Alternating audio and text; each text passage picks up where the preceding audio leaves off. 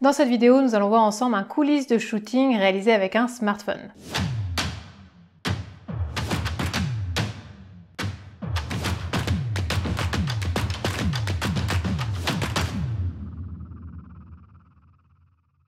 Bonjour, je suis Mélanie Roussel, créatrice de recettes, styliste et photographe culinaire. Je forme et accompagne les passionnés de food à réaliser des photos alléchantes pour qu'ils puissent enfin vivre de leur passion.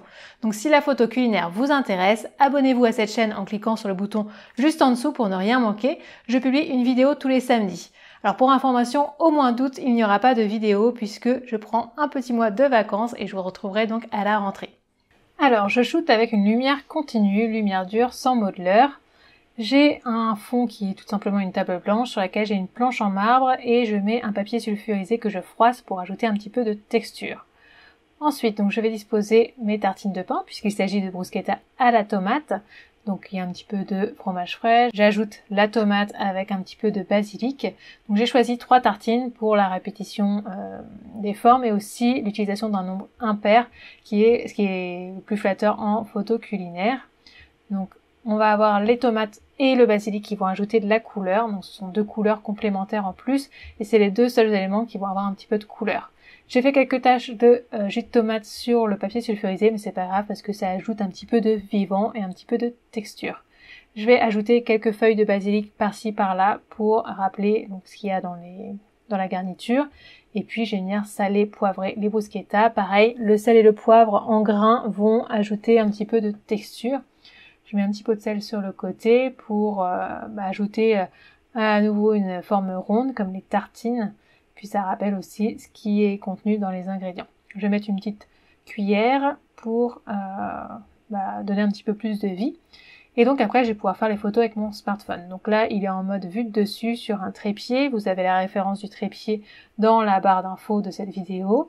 Ma lumière dure, j'ai placé une feuille de palmier devant pour ajouter ces ombres et je vais en prendre une que je vais tenir à la main pour ajouter des ombres supplémentaires. Ça permet de donner un petit peu de volume et de jouer sur les ombres et la lumière, ce qui est toujours intéressant, y compris en lumière dure. Donc là, je suis en réglage tout automatique sur mon téléphone. J'ai fait ensuite quelques photos avec le mode pro, mais avec le mode automatique, déjà, vous pouvez faire pas mal de choses. C'est vrai que la vue de dessus, c'est ce qui fonctionne le mieux avec les smartphones parce que on a des objectifs qui sont plutôt grand angle, donc on ne va pas avoir de déformation généralement en vue de dessus, sauf si vous avez des éléments très hauts. Et donc là, je vais tester donc la composition avec la feuille placée différemment. Donc j'ai un plan assez large que je pourrais recadrer lors de la retouche. Si vous avez envie d'apprendre à faire des photos culinaires sur smartphone, j'ai une formation qui est dédiée, qui est ultra complète, des bases à la retouche en passant par le stylisme culinaire et la prise de vue avec diverses applications.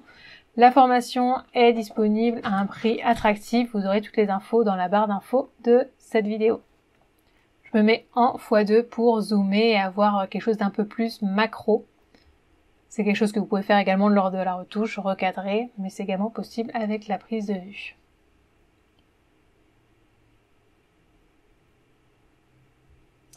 Ensuite, je vais prendre mon téléphone à la main et puis je vais tester différents cadrages, différentes compositions, différents angles.